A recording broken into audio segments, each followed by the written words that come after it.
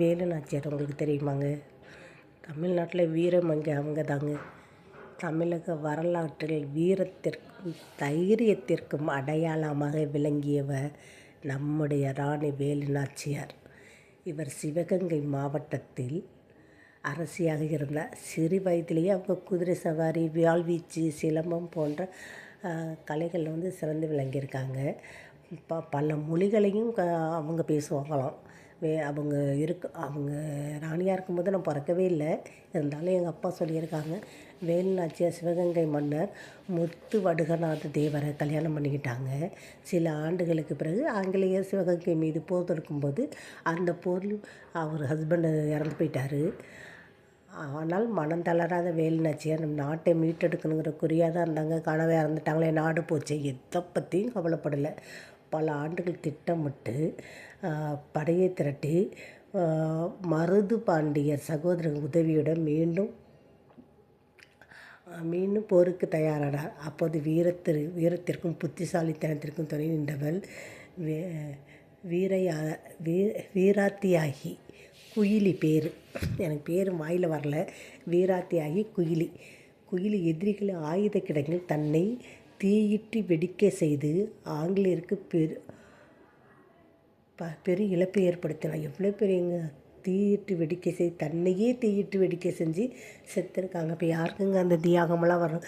குயிலி சான்ஸே இல்லை. Super character. இதில் தமிழ்நாட்டுக்காக எந்த பொண்ணும் செய்யாத ஒன்று அந்த பொண்ணு செஞ்சுருக்காங்க. வேலு நாச்சியார் தனது நாட்டை மீட்டெடுத்தார். ஆங்கிலேயரை எதிர்த்து வெற்றிகரமாக போராடிய இந்தியாவின் முதல் ராணி என்று பெருமைப்பட்டவர். அந்த துணிச்சல் ஒவ்வொரு பொண்ணுக்கும் வேணுங்க. தேசப்பற்றும் இருந்திருக்கு, அவங்க துணிச்சலும் இருந்திருக்கு. அவங்க குதிரை சவாரி பார்த்துருங்க, அப்படியே அவங்கள பார்த்தாலே அப்படியே கம்பீரமாக இருக்குமா. எங்கள் அப்பா சொல்லியிருக்காங்க, வேலு நாச்சியாருங்கிறது ரொம்ப ஃபேமஸ்ஸு, எங்களுக்கெல்லாம் வேலு நாச்சியாரை தெரியும் எங்கள் அப்பா சொல்லியிருக்காங்க. எங்கள் அப்பாலாம் சுதந்திரத்துக்கு முன்னாடியே பிறந்துட்டாங்களா, அதனால் வேலு நாச்சியாரை பற்றி தெரியும்னு எங்கள் அப்பா சொன்னாங்க. அவங்கள்ட்ட கற்றுக்கிறது என்ன தெரியுமாங்க?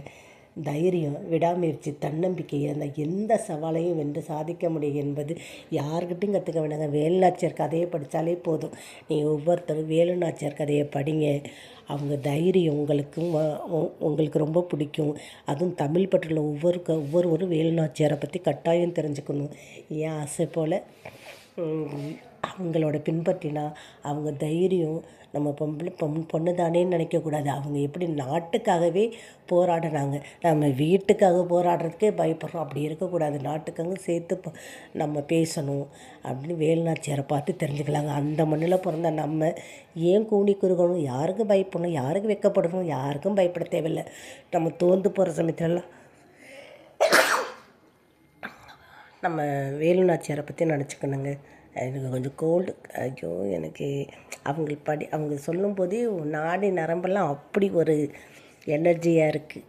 வணக்கம். நீங்களும் வேலு நாச்சியார் கதையை படிங்க. அவங்கள பற்றி A to Z தெரிஞ்சுக்கங்க. நான் தெரிஞ்சுக்கிட்டது போல் நீங்களும் தெரிஞ்சுக்கணும். இது என்னோடய ஆசை.